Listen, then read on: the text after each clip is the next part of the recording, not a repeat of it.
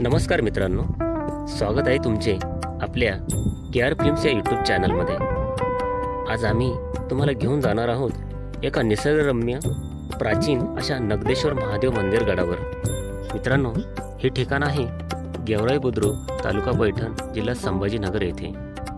मंदिर गडाकडे जाताना आजूबाजूला सुंदर असे हिरव्यागार डोंगर रांगा दिसतात।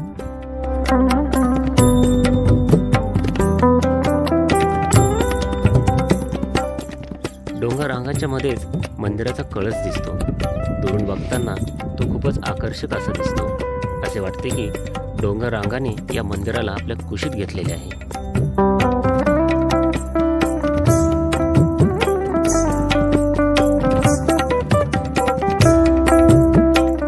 पुढे गेल्यावर आपल्याला मंदिर प्रवेशाची कमान दिसत आहे। कमानीतून आत प्रवेश केल्यावर कच्च्या रस्त्याने मंदिर गडावर जाण्याचा प्रवास सुरू होतो।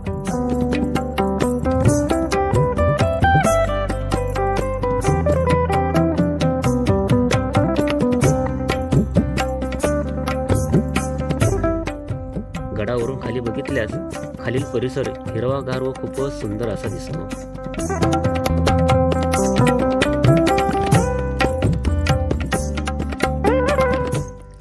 आता आपण मंदिर गडाच्या जवळ आलेलो आहोत।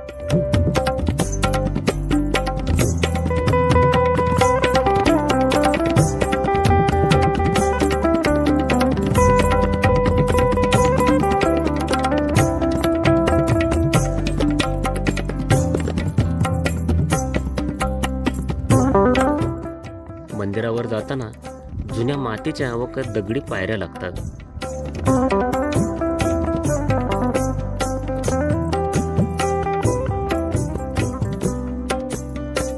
त्या पायऱ्या चढून आपण मंदिराजवळ आलेलो आहोत।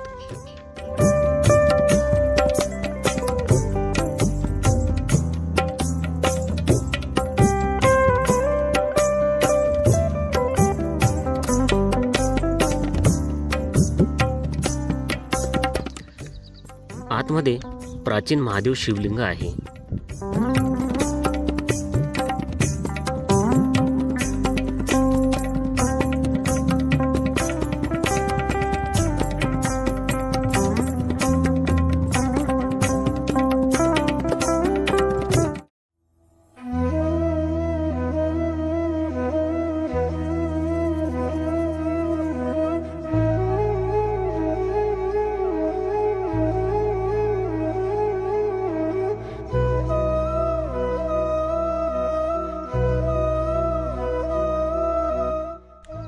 गडावरून बघताना आजूबाजूला सर्व निसर्गरम्य वातावरण असे दिसते।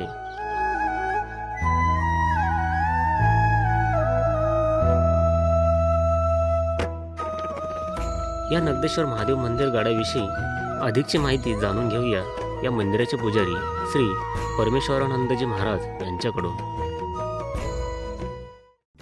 ओम नमः नारायण। श्री क्षेत्र नगदेश्वर गड येथील पुजारी म्हणून मी इथं असतो। 2012 पासून मी इथं स्थायी झालो। महादेवाची, नगदेश्वर भगवंताची पूजा सकाळ संध्याकाळ करतोय आणि या गडाचं विकास काम माननीय संदीपामजी भुमरे, पालकमंत्री संभाजीनगर यांनी हाती घेऊन नरहरी पाटील आगलावे ट्रस्ट अध्यक्ष यांनी वारंवार त्यांच्याकडे पाठपुरावा करून त्यांच्या सहाय्याने सगळ्या भक्त परिवाराच्या वतीने या गडाचा विकास काम चालू आहे। भाविकांची इथं खूप मोठी गर्दी असते।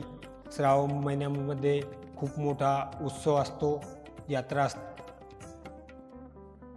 मंदिराच्या विषयी माहिती सांगायची म्हटल्यावर हे पारेश्वर ऋषी काशीखंडामध्ये पारेश्वर ऋषींनी त्यांच्या रोजच्या पूजेसाठी नगदेश्वर भगवान यांची स्थापना केली।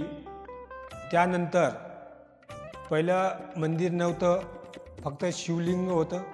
तदनंतर काही काळाने धनाजी बाबा परिसरामध्ये मेंढ्या चारायचे।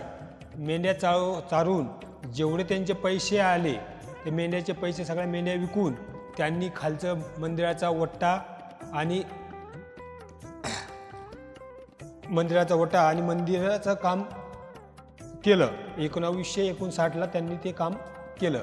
तदनंतर किसनगिरी बाबा म्हणून ते आले. त्यांनी काही वर्ष इथं स्थायिक राहिले, पूजा अर्चा करून मंदिराचं कळसाचं काम पूर्ण केलं. तदनंतर त्याच्यानंतर मी 2012ला आल्यानंतर मंदिराचं समूह सभामंडप, विहिरीचं काम, तलावाचं काम, इथं कुट्याचं निर्माण, गोशाळेसाठी शेडचं निर्माण, परत आपल्याकडं गोशाळा आहे, गोसेवा मी करतोय. सगळ्या भक्त परिवाराच्या मदतीनं त्यांना चारा हे सगळं भक्त परिवार देतात.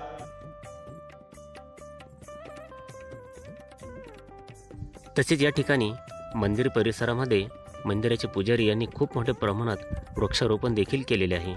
वेगवेगळ्या फळांची व फुलांची झाडे त्यांनी लावलेली आहेत.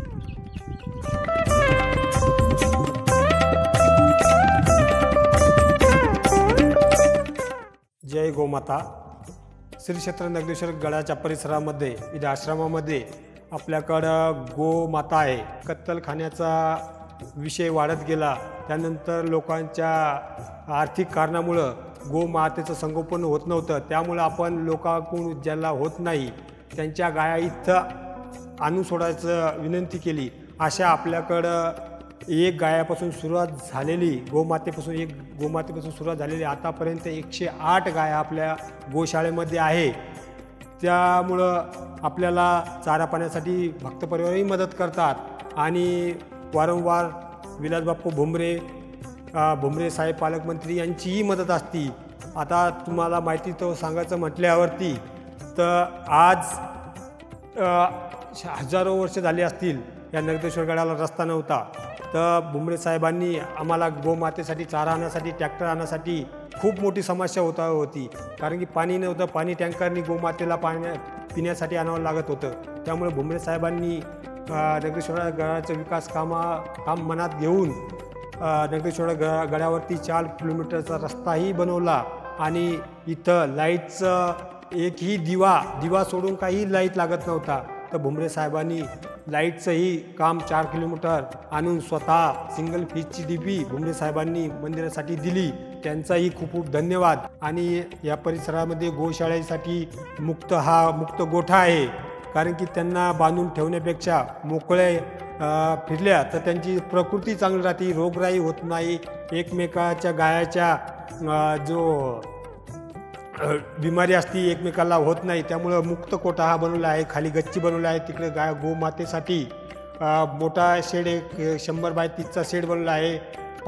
पिण्यासाठी एक मोठा मुक्त हौद बनवला आहे पाण्यासाठी. हे आपलं गायापासून जो उत्पन्न निघतं, शेणखत निघतं, इथल्या वृक्षारोपणासाठी 500 वृक्षारोपण केले आहे. त्यांना ते खत टाकतो. उरलेलं खत असतं तर शेतकऱ्याला देतो. त्यापासून आपल्या गोमातेसाठी चारा, त्यांचं दवाखाना, त्यांना गाया सांभाळण्यासाठी जे मजूर असतं त्यांना ते पैसे आपण देतो. ओम नमो नारायण. तर या अशा प्राचीन व निसर्गरम्य ठिकाणी असलेल्या या नगदेश्वर महादेव मंदिर गडाला भाविक भक्तांनी अवश्य भेट देऊन या गडाची शोभा वाढवावी असे आवाहन मंदिराचे पुजारी आपल्याला करतात.